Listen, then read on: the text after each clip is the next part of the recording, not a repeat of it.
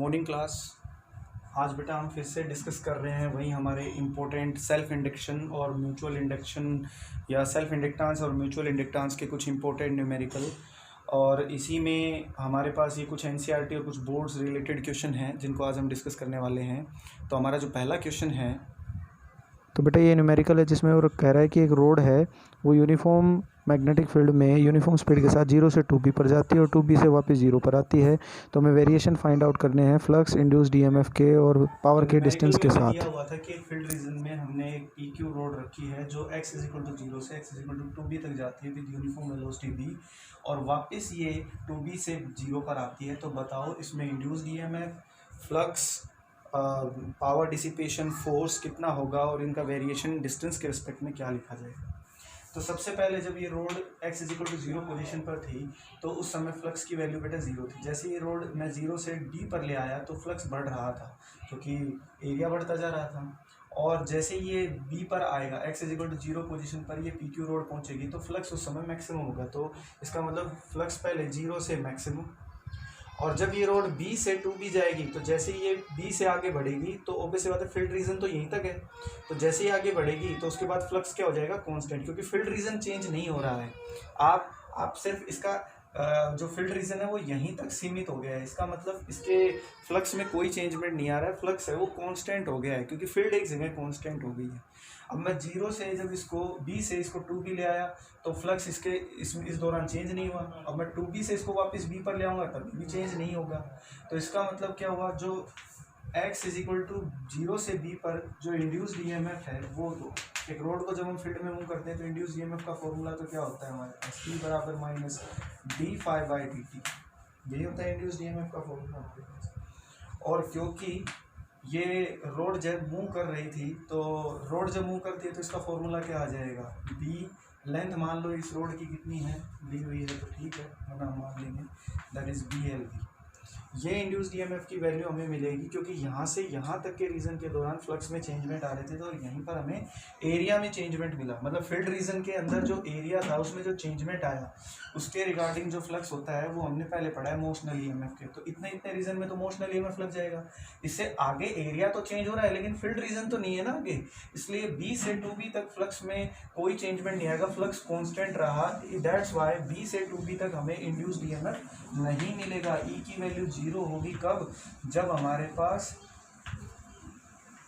इस x की value b से 2b के बीच में लाई करेगी। लेकिन जब ये मैग्नेटिक फील्ड, जब ये रोड किसके बीच में होगी बेटा, 0 से और b के बीच में, मतलब 0 से ज़्यादा और b से कम, इतने रीजन में अगर आप इस रोड को आगे पीछे करोगे तो इसमें ये इंड्यूस्ड ईएमएफ पैदा होगा क्योंकि मोशनल ईएमएफ का वर्क हो रहा है। दूसरा पॉइंट इसमें जो पूछा गया था हमसे, वो पूछा गया था कि फोर्स बताओ कितनी होगी। तो फोर्स का फॉर्मूला हमारे पास होता है क्या, F = ILB sin theta. Field perpendicular है, sin 90 हो गया। अब ये जो फोर्स का फॉर्मूला है ILB, I की वैल्यू तो मुझे नहीं पता लेकिन निकाल सकते हैं। अगर रेजिस्टेंस मान लो इस रोड का R है तो ILBR that is equal to, E की वैल्यू क्या है, BLV - BLV, वो इसमें रख दो यहाँ पर। तो क्या आ जाएगा यहाँ से, E बराबर यहाँ पर रखेंगे तो E की वैल्यू क्या है, B²L²V/R। ये हो गई फोर्स की वैल्यू। ये हमारे पास फोर्स आई है जब, कब ये, क्योंकि इंड्यूस्ड ईएमएफ हमें ये जो हमें मिला BLV ये कब मिला था, जब 0 से b के बीच में, और जब रोड है b से 2b के बीच में थी उस समय हमारे पास फ्लक्स की वैल्यू कितनी थी, कांस्टेंट थी, तो इंड्यूस्ड ईएमएफ 0 था। तो इसका मतलब ये तो हमें कब मिलेगी, जब रोड इसके बीच में थी। और फोर्स की वैल्यू 0 क्योंकि इंड्यूस्ड ईएमएफ 0 कब था, जब रोड किसके बीच में लाई कर रही थी, b और 2b के बीच में। तो ये हमारा दूसरा पॉइंट है। तो इसके रिगार्डिंग अगर मैं फ्लक्स का और डिस्टेंस का लिखूं बेटा, ये मान लो डिस्टेंस है x, इसके रिगार्डिंग अगर हम लिखें तो क्या आएगा इसका ग्राफ। देखो शुरुआत में रोड 0 से b पर पहुंचा तो फ्लक्स बढ़ रहा था, तो फ्लक्स बढ़ा भाई। उसके बाद जब ये b पर पहुंचा तो फ्लक्स यहाँ तक तो मैक्सिमम था।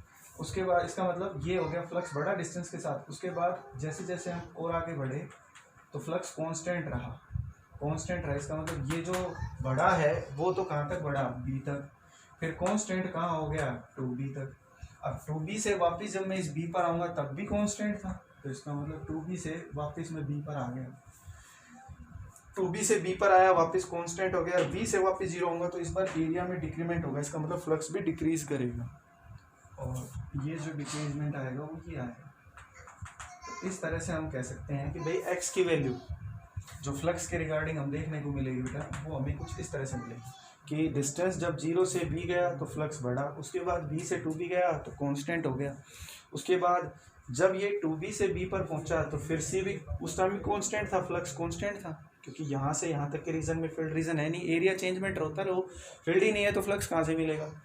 तो इस दौरान भी 2b से b तक भी कोई फ्लक्स में चेंजमेंट नहीं आई, लेकिन जब b से वापस ये आगे आया, इस तरफ 0 की तरफ आया, x की वैल्यू जब वापस 0 आई तो उस समय हमारे पास फिर से ये फ्लक्स घटने लगा क्योंकि इस बार एरिया है वो डिक्रीज हो रहा था, तो एरिया डिक्रीज होगा तो फ्लक्स भी डिक्रीज होगा, तो इसका मतलब हमारे पास फ्लक्स की वैल्यू ये आएगी। अब फ्लक्स के बाद दूसरा पॉइंट हमारे पास यहाँ पर इंड्यूस्ड ईएमएफ था, तो इंड्यूस्ड ईएमएफ का और डिस्टेंस का क्या रिलेशन होगा।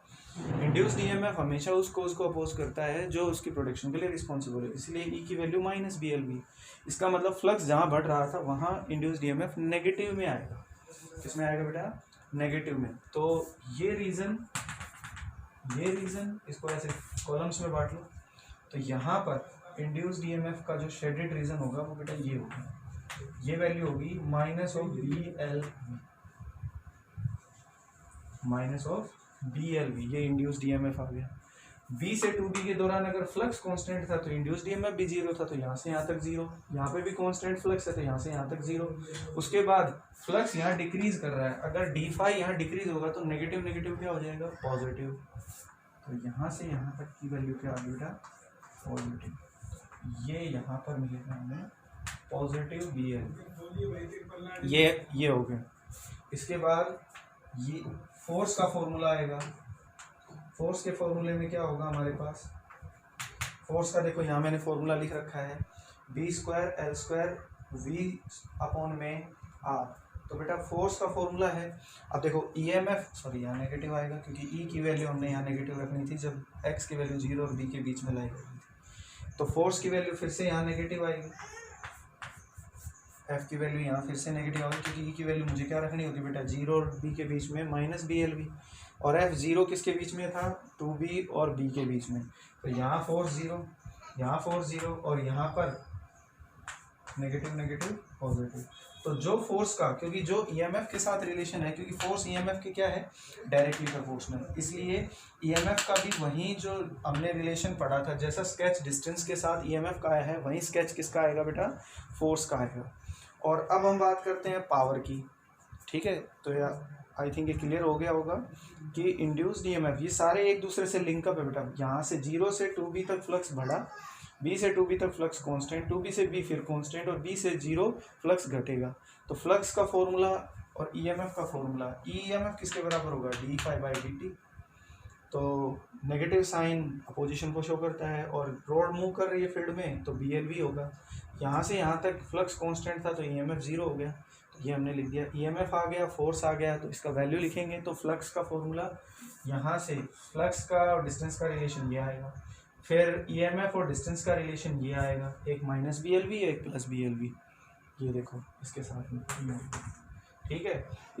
और यहाँ से फोर्स का देखें तो F = ILB, तो फोर्स है वो EMF के डायरेक्टली प्रोपोर्शनल है, तो जैसा स्केच हमने EMF के लिए बनाया वैसा ही फोर्स के लिए आएगा। अब बात करते हैं पावर की, तो पावर का स्केच कैसे आएगा, ज़रा ध्यान दो। पावर का फॉर्मूला क्या होगा, पावर हमारे पास क्या होती है, फोर्स इंटू वेलोसिटी, तो इसका मतलब क्या आएगा बेटा, F किसके बराबर था हमारे पास, B²L² V/r, ये होगी पावर हमारे पास। अब पावर अगर हमारे पास और इंटू में V, तो ये पावर का फॉर्मूला क्या हो गया, V और V क्या हो गया हमारे पास, V², तो पावर हमारे पास आ गई ये। और पावर डिसिपेशन में ये पावर हमें कब मिलेगी, क्योंकि फोर्स कब 0 नहीं थी, जब x की वैल्यू 0 और b के बीच में लाई कर रही थी, लेकिन जैसे ही पावर 0 हो जाएगी, कब, क्योंकि फोर्स 0 हो जाएगी उस केस में, कब, जब x की वैल्यू b और 2b के बीच में लाई करेगी। तो इसके लिए जो ग्राफ है, अब यहाँ पर पावर, अब इस फॉर्मूले का हम ऐसे भी यूज़ कर सकते हैं, पावर डिसिपेशन I² R लगा दो, आई स्क्वायर इंटू आर। आई की वैल्यू किसके बराबर होगी, अब तो आ गया ना, B square L square V square upon में आर। ये हम पहले भी कर चुके हैं मोशनल ईएमएफ वाले केस में। पावर डिसिपेशन का फॉर्मूला ये होता है, आई की value E square by R square, तो ई की value minus B L B थी, तो माइनस माइनस क्या हो गया प्लस। तो इसका जो स्केच आएगा वो कैसा आएगा हमारे पास, कुछ इस तरह से, क्योंकि जब बी और टू बी की बात होगी, बीच वाला पार्ट होगा, उसमें तो यहाँ पर वैल्यू हमें मिलेगी नहीं।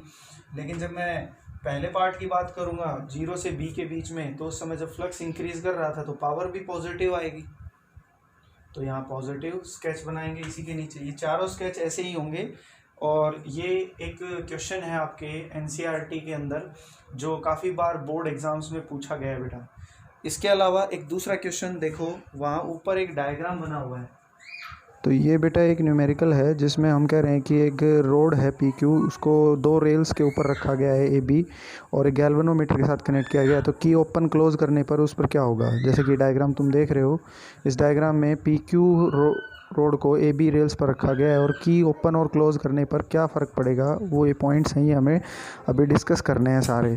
तो देखो ये एक क्वेश्चन पूछा गया है बोर्ड एग्जाम्स में कई बार कि भाई ये बताओ कि ये जो रोड है, एक रोड आपको डायग्राम में दिख रही होगी, मैंने एक डायग्राम बनाया है।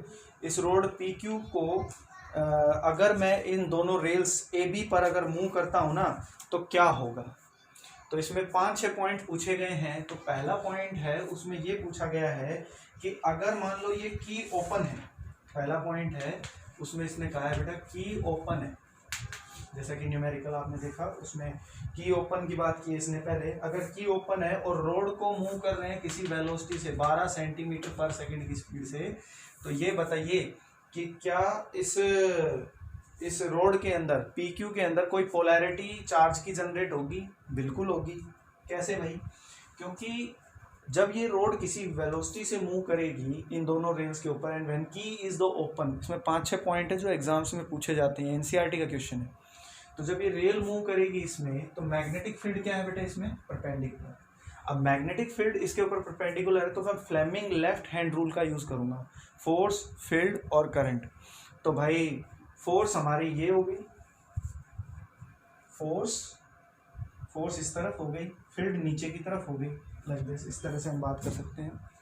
फोर्स इस तरफ हो गई, फील्ड नीचे की तरफ हो गई, करंट यूँ हो गया। अब करंट की डायरेक्शन अगर पी से क्यू है, तो इसका मतलब पी किस पर है बेटा, पॉजिटिव पोलैरिटी पर, और क्यू किस पर है, नेगेटिव पोलैरिटी पर। इसका मतलब इलेक्ट्रॉन्स हैं वो क्यू से पी की तरफ डायरेक्टेड है।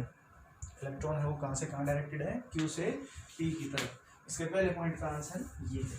इसमें हम यूज़ करेंगे Fleming left hand rule, Fleming left hand rule का यूज़ करेंगे और हमें पता लग जाएगा कि इसमें चार्ज है होगा या नहीं। फिर दूसरा पॉइंट इसने कहा है, is there is an excess charge build up at the end of the road when key is open. तो भाई की जब ओपन थी ना, दूसरा क्वेश्चन भी की ओपन पर ही है, की जब ओपन थी तो कितना इस पर एक्सेस चार्ज होगा। तो ऑब्वियस सी बात है पी पर मैंने बताया एक्सेस चार्ज होगा पॉजिटिव, और क्यू पर क्या होगा, नेगेटिव। लेकिन जैसे ही हम की को क्लोज करेंगे, की क्लोज होते ही क्या होगा भाई, वेलोसिटी v के साथ तो ये मूव कर ही रही है रोड, की को क्लोज करते ही इसमें इंड्यूस्ड करंट पैदा हो जाएगा। क्या पैदा हो जाएगा बेटा, इंड्यूस्ड करंट इसमें जनरेट हो जाएगा।